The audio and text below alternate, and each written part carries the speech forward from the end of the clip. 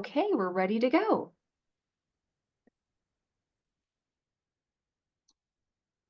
Okay, well, welcome to the meeting of the City of Eugene Police Commission Law Enforcement Mental Health and Wellness Subcommittee. Say that 5 times fast, everybody. And this is our first meeting since June. We took a hiatus over the summer to accommodate the changes in the roster. And so our agenda for today, these meetings are only an hour, and we usually manage to pack that hour really, really full. Our agenda today starts with introductions of our subcommittee members. We have Commissioner Price joining us. It sounds like Commissioner Rady won't be able to join us, but we'll certainly accept him if he's able to log in later. And then a review of how the subcommittee came to be and our purpose and our goals. And then an instructional kind of debrief from Emily McCauley, who is the Peer Support and Resiliency Team Supervisor. So for the introductions, I'll go ahead and start off. I was actually, when I joined the Police Commission, law enforcement officer, mental health and wellness were very high on the work plan for the Police Commission when I joined.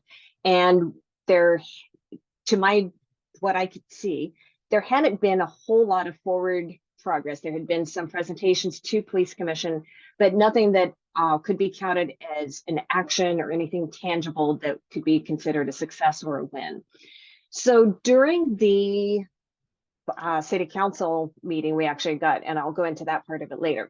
For me, officer mental health and wellness, which we changed to be law enforcement mental health and wellness because the 911 dispatch center is also under EPD. We wanted to make sure that we are capturing not just the patrol officers, but also the administrative staff and the dispatchers and other employees of the EPD.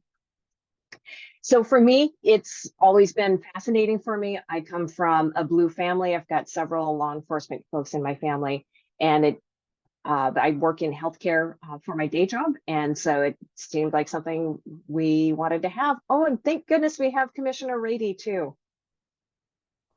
We'll let him connect. Welcome, Commissioner Rady. It's good to have you here. So the agenda, we just went over the agenda a little bit, and we're doing introductions right now.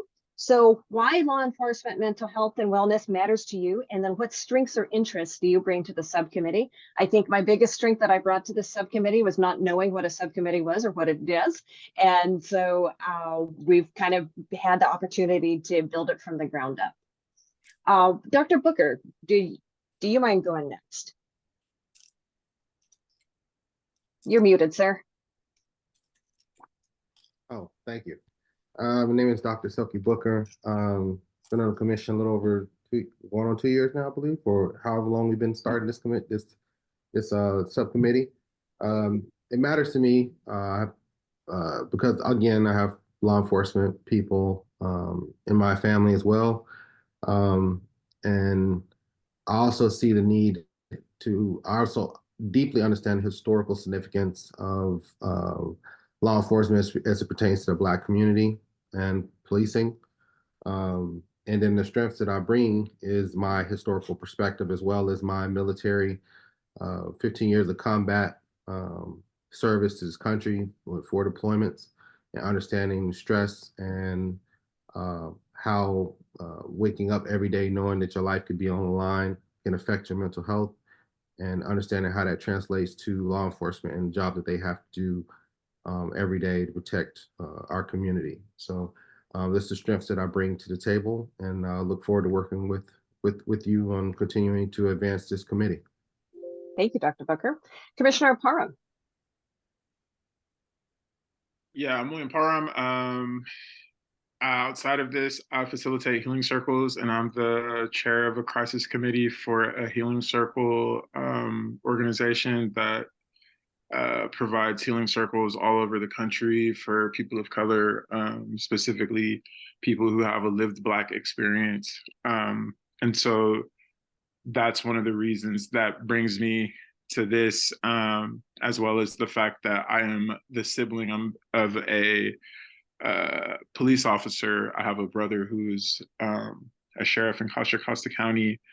And so there's a personal stake towards officers having quality mental health, but there's also a societal stake for me being on this committee, which is to make sure that the officers that are in the street are the most level-headed and the least triggered. And I think this committee is a way to support initiatives to make sure that the officers who are serving the public are serving the public from a sane standpoint. Thank you. Thank you. Commissioner Price.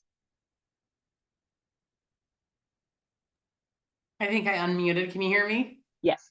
Yes. Great. Thank you so much for having me. I'm really looking forward to this. Why this subcommittee matters to me is I recently joined the police commission, and when the subcommittee was brought up, I am just looking for a way to support the EPD and understanding that mental health is one of the biggest significant parts in them playing their roles out on the streets and in the dispatch center and in every other way that affects their life, including their home. So looking for a way to serve the best way that I know how. And if this is one way, I'll take it. And why it's important. That's a pretty good strength there. Okay, right? I think I nailed both of them on that one. And so you said why it matters to me and why it's important. I think that's both there. Yeah, I think you did really well with that. Thank you so much. All right. Yes. Commissioner Rady. You're on mute. Okay. Could you restate the question for me? I'm sorry I was a few minutes late getting in. I was looking at the 133-page package we just received for next week's meeting. That's fair. I think I'm about 11 pages through it myself. So the question is, why does law enforcement mental health and wellness matter to you? And then what strengths and interests do you bring to this subcommittee? Okay.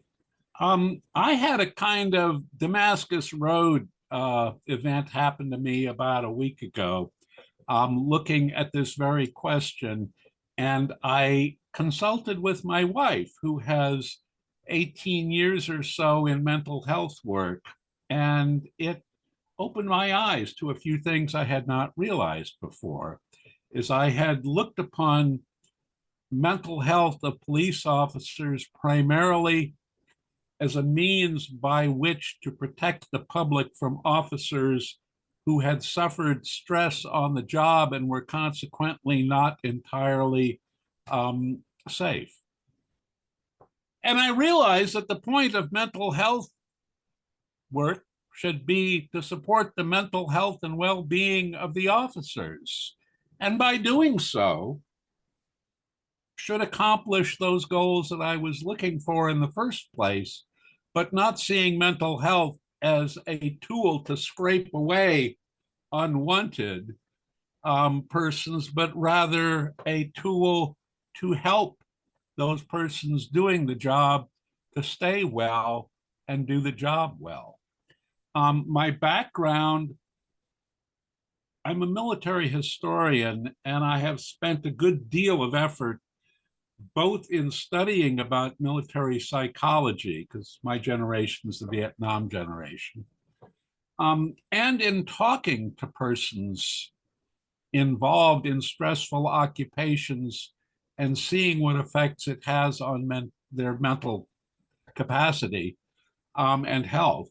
And I think I bring some background information to the table on that will be of some value. Excellent. We are definitely very fortunate to have both you and Commissioner Price.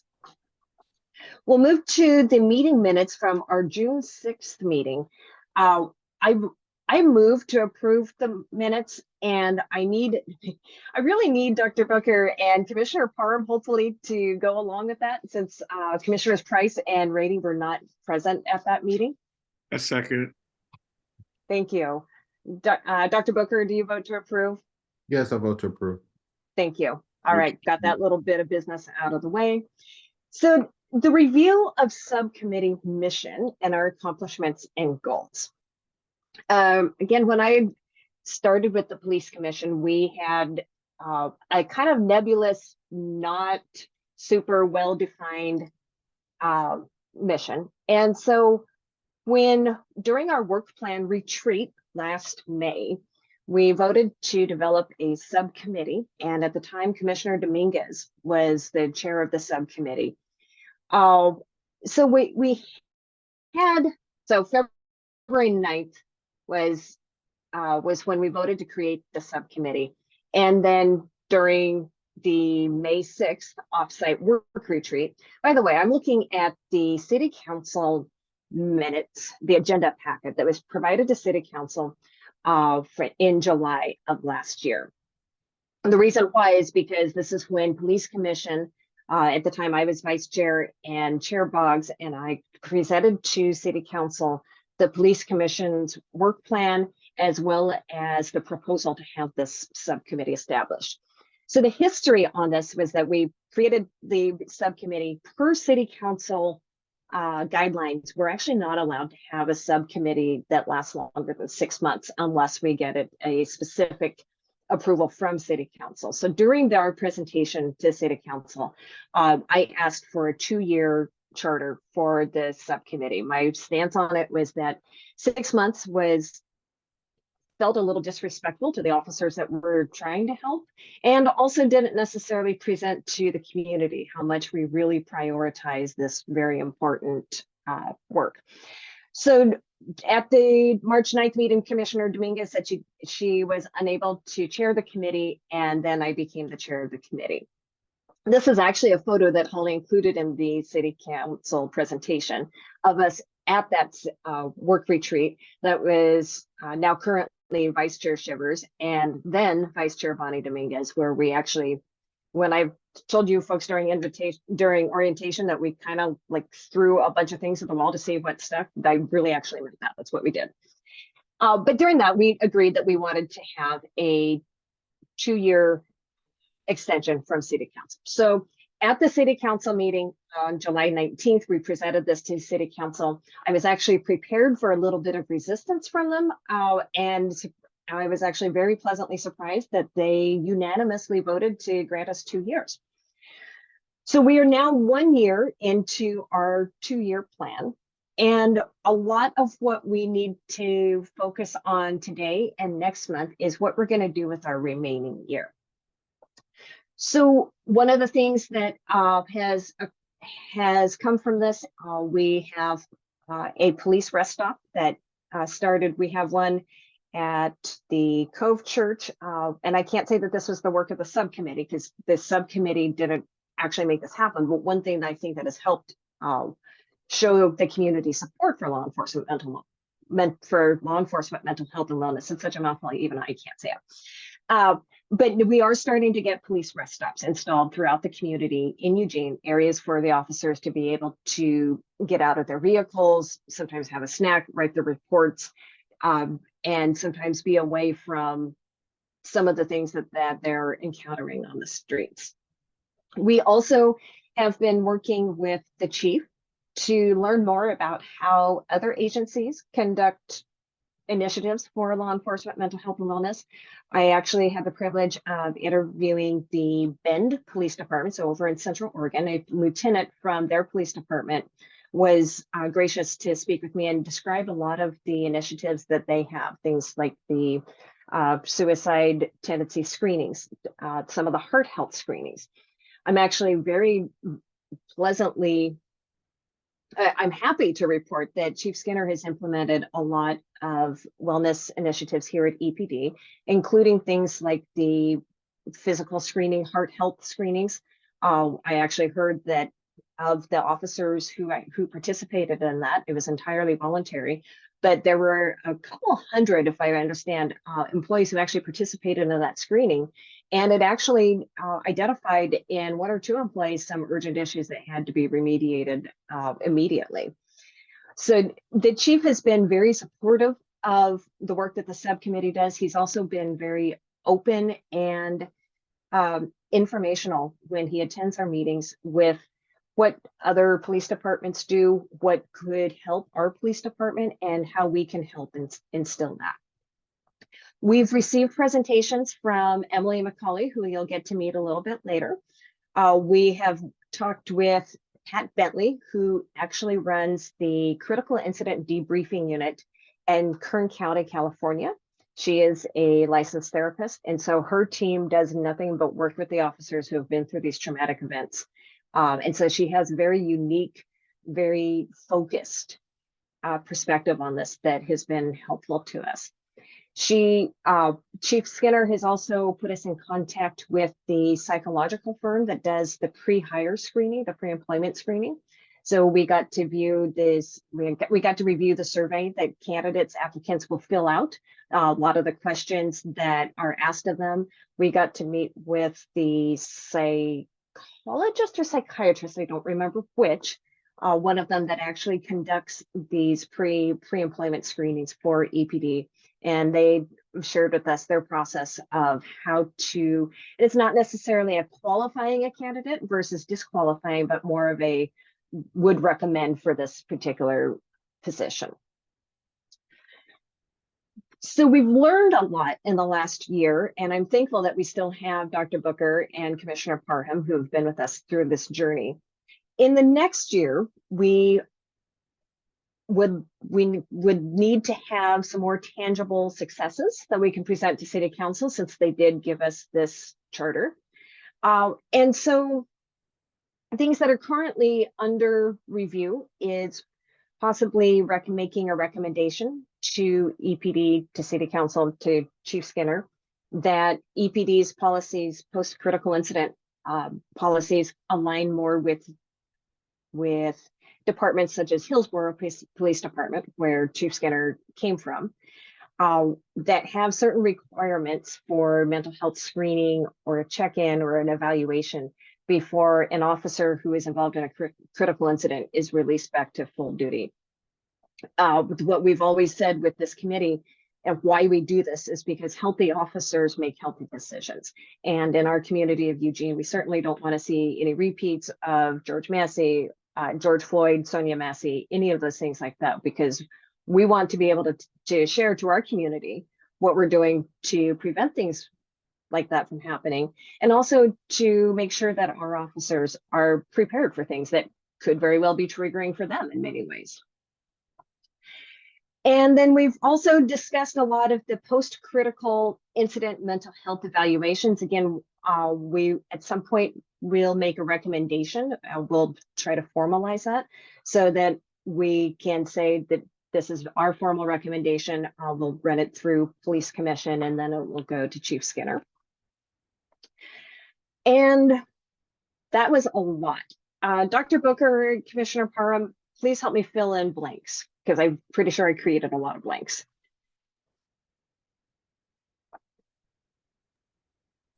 I think it's important too to talk about the role that was played in helping or looking into the grant, that the COPS grant. Thank you. Yes. So Dr. Clary Booth, she's a PhD, works for EPD.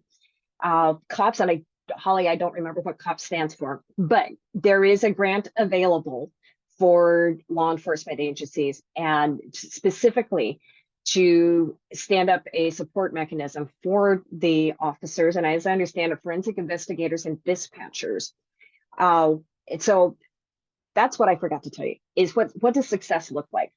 In all of the meetings that we've had and all of the times that I've questioned Chief Skinner, success to us looks like having an embedded mental health professional at EPD, someone who is actually very specifically trained in law enforcement trauma. And if not having someone embedded on a full-time basis, at the very least having 24/7 access to a mental health professional who is trained to deal specifically with law enforcement and first responder trauma.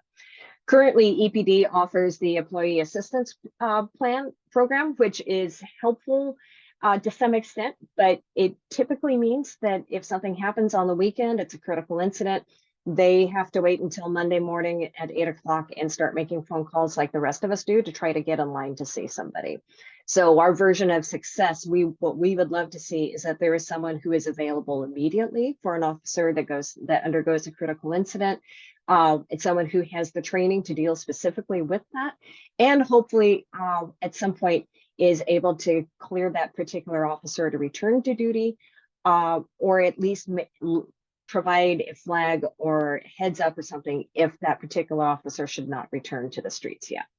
Chair Hawkins, I would like Yes. to add, and I'm sure Emily will add to this as well, but we do have our PCERT members that will immediately be connected with an employee that's been in a critical incident situation. So they are receiving peer-to-peer support right off the bat. And Emily can talk more about that, but I just want to make clear that we do have them, you know, being checked on and whatnot, especially if something happens over a weekend. Yes, that is true. Thanks for pointing that out, Holly. Our officers are not left completely stranded. Yeah. But we would love to see a more formalized, more expert version of mental health that is available to them if they choose to avail themselves of it. And yes, Emily will share with us the training that the PCERT team goes through. It's actually very comprehensive in a lot of ways. Are there questions, especially from the new commissioners? I have a question. I have noticed both in the presentation that we got in the Citizens Academy concerning officer mental health and in the discussions and minutes of this committee, there seems to be a focus on critical incidents. And there seems to be an unstated assumption that mental health problems for officers stem principally from critical incidents, from a shooting, from seeing someone splattered all over the highway, from something very upsetting like that, and that there are a number of steps in place in the department for providing immediate support for people who've been in those situations. What I hear nothing about is the effects of long-term stress, both the stress of just the day-to-day grind on the street, the scheduling problems, and the frustrations of the job, and what effects those have on officer mental health. And I'm new here, so I may have missed it entirely. This may all have been presented. The information that links the primary problems to critical incident situations. But from what I know, or believe I know, that's missing part of the picture, and maybe a very significant part of the picture. But I'm just curious if there's any information on this that has been processed, or that the focus on critical incident is backed by solid research and experience. I don't know. I think the big reason that we are tackling critical incidents and the way that we're tackling critical incidents is because the Eugene Police Department does not have a formal policy that's in place right now. And so as a body that is supposed to recommend policy and procedure to the police department, that is a tangible metric that we can reach, and a tangible issue and solution that we can fix. I think there's for sure a great need from what you're discussing of that day in trauma. And I think that those are aims that can be focused on as the commission progresses. But this issue that we're focusing on that's related around critical incident stems from a need for the police department to have a formal policy in line. That's actually a really excellent point, Commissioner Rady. Thank you for bringing that up, because you're right. It's definitely it's another half of what we're dealing with altogether. To Commissioner Parham's point, we do have some policies. It's the belief of most of the subcommittee members that the policies are not quite as extensive as we would like to see them be. Now, for critical incident debriefing, you're right that's that does seem to be addressed and heavily within our focus. One thing that has been suggested is that we make a recommendation to the city of Eugene that every officer or employee, whatever sort of employees would be eligible for this, have an annual or semi-annual check-in with a qualified mental health professional. And so the purpose of that would not necessarily be at that point to grade them on how they're doing or to say, oh, you can or you can't go to work today, but more of establishing that pattern so that, first of all, there's a level of comfort with whoever that the city of Eugene contracts to perform this service for EPD, and also to ensure that there is a regular check-in path, that there's somebody, because to your point, yes, things like divorces and familial stresses and all sorts of other things happen that we may never know about. Now, Chief Skinner has definitely made a valid point about EPD as a small enough police force that things feel very, very much like family. And so folks generally talk to their coworkers, and usually there's somebody who has an idea if there's something going on in someone's personal life. But the idea of having that regular check-in and having it established, having it be part of the policy and part of that expectation for employees has been one thing that we've considered. And I would love to, given your strengths in particular, I would love to have some help putting that onto paper so that we can bring it to the committee and then to the commission to vote to make a recommendation.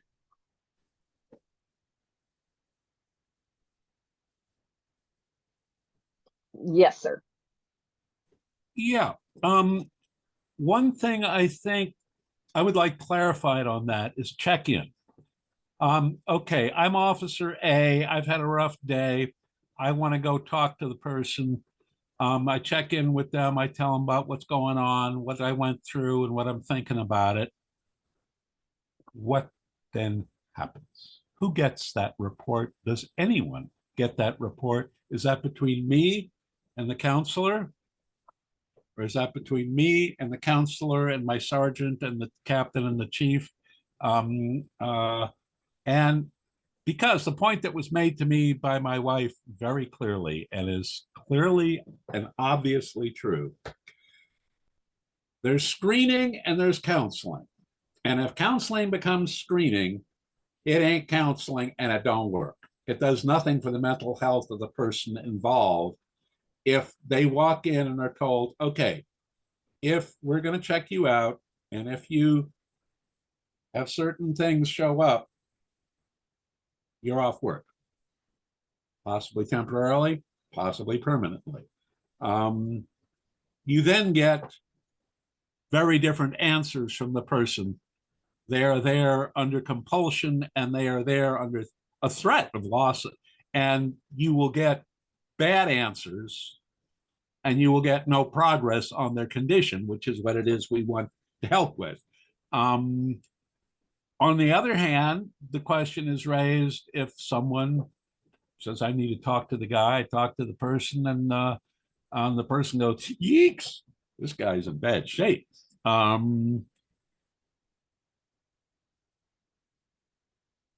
If we assume that the officer, having talked to the counselor, and they having reached the conclusion the officer's having some problems, that the officer will be a responsible adult and react appropriately. If we assume that we can't trust the officer to do that, then I think we're in a very, very, very difficult situation because we have a non-working structure that's been set up. That's all. So there's a whole lot of really good points there. I'm not quite sure which one to jump into first. One of the things, though, that has definitely come up in conversations with the chief and with the union president and other officers is, how do we enact a recommendation? How do we put out a recommendation like this? And then how do we recommend that the chief follow that recommendation without weaponizing anything that could be considered to be a mental health situation or a crisis? How do we do this without jeopardizing an officer's livelihood or their family or how do we look beyond just one particular session and whatever may come out in that session, and also make sure that the entire officer, dispatcher, investigator, whoever is actually treated well and provided the resources to succeed. Holly. Yes, Emily just emailed me. She said that she's able to answer some of these questions that you have if you want to bring her Okay. over. Yes, yes, we do. Okay, thanks.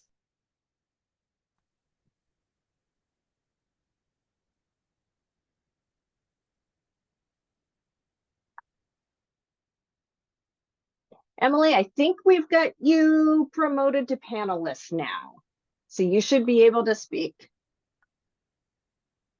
Okay, can you hear me? Yes, thank you so much for joining us. Hi, well, thank you so much for having me. So do you want me to start by giving an overview of what our team does? And then I can try to, I tried to take some notes here. I was listening in so I can go back and address. I've been heavily involved in all of these conversations with the chief for years. So I'm kind of coming alongside you guys in this mission, but just from a different angle. So I'll give a quick overview of our team. So I'm the supervisor of our, yes, question. Yeah, I was also going to say your title, job title. Oh, sorry. I'm Emily McCauley, and my daytime job is that I'm a shift supervisor and training supervisor at 911. But I also lead our peer support and resiliency team, and I've been a member of that team for about 14 years, and I've been the supervisor for almost 10.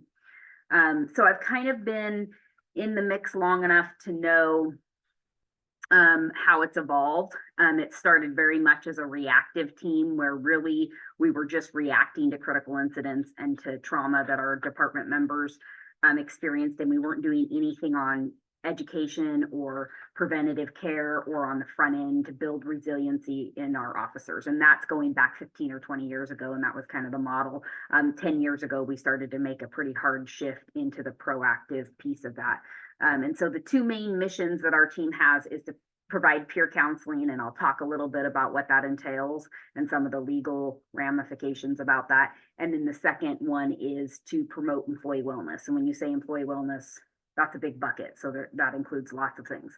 And so what it is our team is multi-divisional and goes through all of the ranks. So we have everyone from the patrol captain on our team who has been on the team since he was a sergeant, down to line level staff. We have sworn, non-sworn. We have a member in almost every single division throughout the team. And the reason for that is the purpose of the team is to try to counsel at your level. So horizontally to your true peers in your division and in your rank. And then we are covered under an Oregon revised statute for confidentiality. However, like everything, there's limitations to that. So really understanding that. What that means is that anybody who's employed in a position that's named in that ORS, so me as an emergency dispatcher, a sworn police officer are covered under those. People like corrections, parole and probation, things like that are covered under that. The members of our department who are not covered under that are administrative staff, someone like a community service officer, a record specialist that are still going to be exposed to traumatic things and might need support from a peer counselor, but their confidentiality is not covered under that ORS. So you have to be employed in one of those positions. You have to be certified in the state of Oregon as a peer counselor, which means you have to have went to a nationally recognized course. It's generally a 3-day course. It's critical incident stress management. It's the same one that the military uses to talk about the management of stress and how you debrief that. So those two things have to be in place, and then it has to be deemed a peer support conversation. So those 3 things have to happen in order to say, hey, this can't be brought into court. This can't be part of an internal investigation. This peer support person cannot be compelled to talk about the conversation that they had with their coworker regarding a traumatic event, whether it's personal or professional. So that covers a large piece of what our job, what our team does, but there's also some that's not covered. We have people on our team that are not covered under that ORS. We have community service officers, record specialists, other admin staff that are not covered under that umbrella. And they still work and do good work within the department. But we're going to be strategic in how we assign them. They might be dealing with more things on the personal side than the professional side, because the likelihood of them being subpoenaed into court for something that has to do with someone's home life is fairly unlikely. But we would not assign them in a critical incident to an officer. We would not assign them in an officer involved shooting, something like that, that is for sure going to be a criminal investigation. And so that's kind of how the operations of our team work. Our team members are on call 24 hours a day. Their personal cells are published through the department. People know their shifts, and they know their backgrounds. They know what teams they're on, whether they were a veteran, whether they're a combat vet, what are some of their experiences, whether they've been involved in an officer-involved shooting, all of those things. That's all published to the department. We're working on publishing bios for our team members as well. And the reason for that is our department members have full access to them. They are not required to go through their chain of command or tell their supervisor that they're contacting peer support. They can contact any peer support person any time of day. They don't even have to go through me, the supervisor of the team. They can also contact us on behalf of another employee if they're concerned about another employee and want us to follow up with them. So there's a lot of avenues for them to get to peer support. Like a union rep, a line level person can ask for a peer support representative anytime. If they want peer support, they can ask for them. And if we don't have someone on duty, then we'll call someone in. So the access is really good. Our team, like I said, they're on call 24 hours a day. The bulk of what we deal with is one-on-one contacts. So that's talking to line level people on a daily basis, tracking what's going on with their lives, checking in with them. We're responsible for counseling on both professional and personal related matters. We're also responsible for caring for family members, including household members. So spouses, domestic partners, children, anyone that's covered under their health insurance, essentially, it has access to our team as well. So we support them as well. The three big things that our team does are diffusings, debriefings, and critical incident management briefings. The most common is a debriefing, and that's what we're talking about with a critical incident stress debrief. So it's actually a formal debrief that our team leads. We also have a chaplain and a mental health professional present for support, but also for confidentiality reasons. And that's to allow the employees to kind of have an emotional debrief of the incident, not a tactical debrief. It's not mandatory. We're not doing any fitness for duty. We're not taking any notes. We're simply providing an environment for them to be present with the other people that were involved in that incident, to debrief it so that they can unpack it emotionally, so it doesn't become a rock in their backpack that they then have to carry around for the rest of their career. So that's the most common type of debrief that we do. But earlier we were talking about cumulative stress. And it is true that cumulative stress is one of the largest obstacles that law enforcement carries. And that's because of the amount of trauma that they experience in a long career. It's very rarely one particular incident. Sometimes it is, depending on how traumatic it is, but it's generally a series of incidents. And our team has talked about doing some more formal tracking of that. There are some phone apps and other ways that you can integrate with your computer system that dispatches, that we use to dispatch officers, that actually would track, like, how many infant deaths has this person been to in a year, how many suicidal subjects, those kinds of things that would give us like triggers, like, hey, this person's been to a lot of incidents in a short period of time. So we do that kind of more informally in our team, but there are some mechanisms out there that formally do that, and that's an option that we've talked about too. But really, when you're dealing with stress, there's four main causes of stress: loss, inner conflict, threat of life, and wear and tear. Pretty much any stress that you're going to experience are going to fall under one of those categories. And if you think about your life and what types of stressors you have, almost everyone has more than one of those. We often have more than one of those going on at once.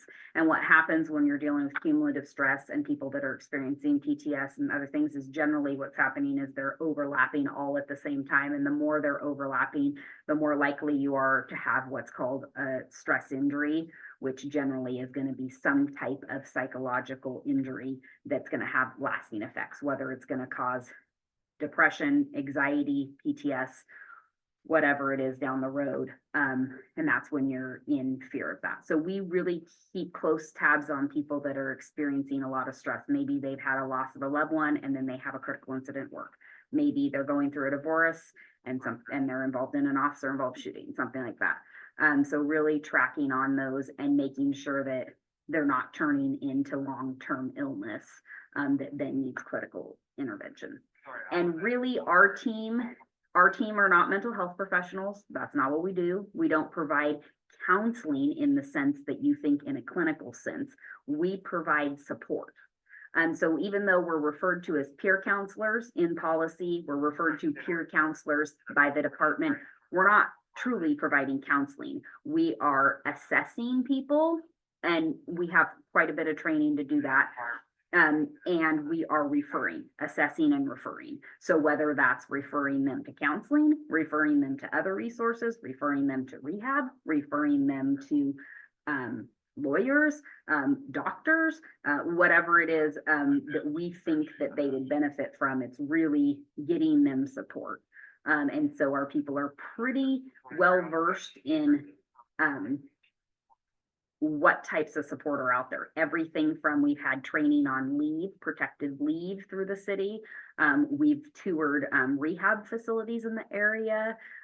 We've done suicide intervention training, all kinds of stuff to equip our team members with how can we best support people that are going through difficulties. And so we have quite a bit of training in that area. Questions so far about what I've talked about and what we do? I have one. Yeah. Do you have any statistics on how many peer counselors you have in the force and how many requests there are for their services for a year, for a month, for, what is the volume you're dealing with? Well, yes and no. So we have about 32 people on our team currently. The national standard is to have about 10% of your department as a peer support team to be effective, and we're hovering right around that, which is good. I have statistics on how many times requests are made through the supervisors, so myself and my co-supervisor. For what we call a team request. So like someone contacts us and says, hey, this incident happened, you need to check on so-and-so, or hey, can you do this? I don't have statistics on how many times our peer counselors are directly contacted by people or seeing an opportunity to check on someone because they're concerned for them, which is way far more often than I'm being contacted. And the reason I don't have statistics on that is because it's supposed to be confidential, and it's supposed to be something that they generally don't come to me and need assistance because they are handling the situation on their own. It gets elevated to me when additional resources or support is needed from the department, or it's a mandatory reporting situation, and that's when it gets elevated to me, and then I get involved. Would it be useful to have that sort of information? It could be. I mean, from talking to my team members, I have an idea of how often we're used, which is frequently. I would say that the majority of our peer support people do some type of peer support work every week at work, if not daily, because they're constantly checking in, rechecking in, and doing follow-up regarding incidents. Example, I'm working in the comm center today. As a supervisor, we took a CPR call involving an infant, a 2-year-old. They ended up being deceased. Officers responded. We have a call taker here, and we have a peer counselor on who immediately saw the call, recognized what happened, and immediately took the call taker down the hall to check in with them and offer them resources, make sure that they don't need to go home and take advantage of our traumatic leave policy in the department, that kind of stuff. So it's those types of things that they're like immediately doing in the course of their work, because they're coming upon it. And so I know that it's really frequent. We do have mandatory reporting situations that our team has, unlike not too different than the normal mandatory reporting. So that Oregon revised statute indicates that if someone is a danger to themselves or others or reporting a crime, then we have to do a mandatory reporting. So those come to me and those go up the chain. And the most common one that we deal with are department employees that are contemplating suicide. And so we deal with that on a fairly regular basis, unfortunately.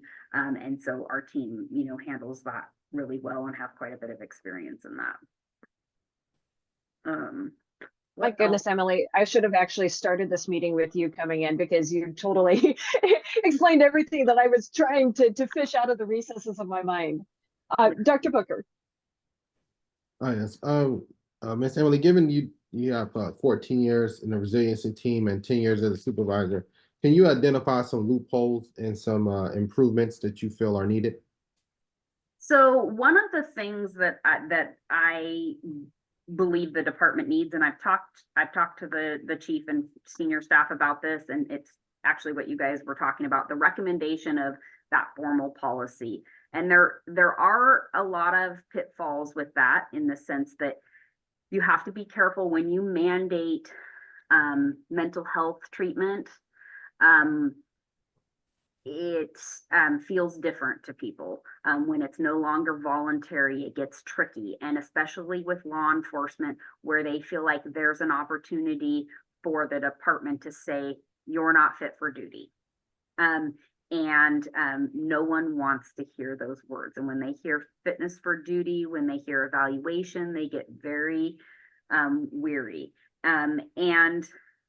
Generally, we have had better experience with making things accessible, making things confidential, and making things voluntary. And we've had quite a bit of people participate in that, and people that even haven't participated have still said, hey, I'm glad that it's there. I'm glad that I know that the department cares enough to say, this is here for you if you need it, and if I need it, I can take advantage of it. And so because it feels like a choice then, rather than a mandate. And there are some things that are mandated per Oregon law, and there's actually a measure that says in officer-involved shootings, within this time frame, you are mandated to have your officers go through a psych evaluation that goes back to the department that says, yeah, this person is truly fit to work. It doesn't have to happen before they return to work, but it does have to happen within a certain time frame of them having the officer-involved shooting. I have told the department, for consistency and for documentation, it's in our best interest to have that happen the same every time. Whatever they determine that is going to be, it's got to be before they go back to work, or it's got to be in the first 3 months, or whatever it has to be in. Like, look at the law and the statute that's saying, hey, you got to do this, and write a policy that says we're going to do it the same every time. And then no one feels like, hey, they made me do it before I went back to work, but they didn't make so-and-so do it. Because when it's a consistent, like, we do it the same every time, it feels better to employees. Like, okay, this is just what we do. This is just what the policy is. And we're just going through the steps. And just like when, they take pictures and they interview me and they do all those things after an officer-involved shooting, this is just one of the things that they do. And then it's just going to feel normal. And so my recommendation regarding officer-involved shootings is that they absolutely do that, and they do it the same every time. As far as opening it up for other critical incidents and the requirement for that, I think that the accessibility of mental health evaluations by someone who is culturally competent should be there. So we have actually written, when I say we, the department alongside of my team, my peer support team, have written a proposal for a federal wellness grant that we're waiting to hear this fall if we're going to get it. One of the things that we put in there was to say, hey, we would love to hire a culturally competent mental health professional that is very familiar with police work, very familiar with the stressors that come with that. And we would like to make them accessible at least once a year, maybe twice a year, for department members who want to go and do a check-in. And then they would have the opportunity to get some feedback from that mental health professional, like, hey, I think you would benefit from following up with a counselor, and maybe making an appointment to do this. Or yeah, after this like emotional discharge in this session, I think you're in a good place and you're feeling pretty good and you're doing all the right things and you're using all your resiliency tools and you're coping pretty well. And then it kind of gives them like a metric of someone that they trust.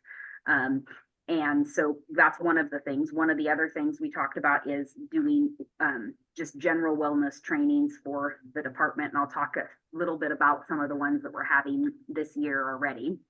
And then also additional training for our team and our department members to go to different conferences and things. There's all kinds of things that are offered, even ones that you can take your spouse or significant other with to you, and get training for your loved ones as well. So there's a lot of things out there. The third thing is a wellness app that our team would use, and we would use that to manage contacts through peer support. We would push resources out to people, and there's actually also an option to have like a confidential contact with a national peer support person that's outside of our department. If they're like, hey, I don't really want to tell my department member what's going on, but I would be willing to talk to another cop anonymously that maybe could be a sounding board for me, and that's a resource I could use on a wellness app. So there's quite a bit of options with that wellness app. So those are kind of that's our wish list if we were to get awarded the grant money. In the meantime, we're using some of the CSI wellness funds to do some phenomenal things. One of the things that we did is we hosted cardiac screening earlier this year in February. We had quite a bit of people participate. I think it was around 100 department members. And it was the first time we ever did it. It was successful, really good feedback. And we had several department members say, hey, are you going to offer that in the future? Because I didn't sign up for it because I was a little bit unsure, but I talked to my department member, my coworker, and they said it was really easy. It was really effective. It was really, and it was confidential, and it was great. And if you have it again, I would do it. So our hope is in the future, in a few years, fast forward, we can host that again. The other thing we've done is our team has went to suicide intervention training, and that was done by Dr. Stephanie Kahn, who used to be a law enforcement. Now she runs her own private practice up in the Portland area, first responder psychology, and she has written several books. And is very well versed in the stressors that law enforcement experience. And she's coming back in November to teach at Patrol in Service about suicide awareness and prevention. So that will be a mandatory topic at Patrol in Service. Earlier this year in June, we also hosted an outside speaker talking about just resiliency in general in law enforcement. So we're offering quite a few things at Patrol in Service as well. Well, yeah, go ahead. I'll say one thing too, Chair. Are you aware of the incident that happened with Sonia Macy, with the officer that murdered her, that situation that was national news? I don't know tons of details. I'm vaguely familiar with it. The reason I bring that up because the officer had and this is why I see maybe we can focus on policy too. The officer had a history of disciplinary action. He was also dishonorably charged from the military. And a lot of his disciplinary action was peer-to-peer, kept within peer-to-peer records, I would say, or peer-to-peer groups rather than being elevated So basically, he should have never been hired, and he was previously fired from another police force before being hired by the one that he was working for when he murdered Sonia Macy. So I'm thinking ahead as to EPD. What do we have in place to identify officers that have disciplinary actions within their record, and how do we identify those officers needing to be screened and evaluated mental health wise, especially given the environment within Eugene? I think it's definitely needed. But are there anything in place to identify those officers who have consistent disciplinary actions within their record, who it's not, it's just, and it's mostly peer-to-peer known, but it's not like elevated? Yeah, so the one thing that EPD has done is they changed how they were documenting and investigating use of force.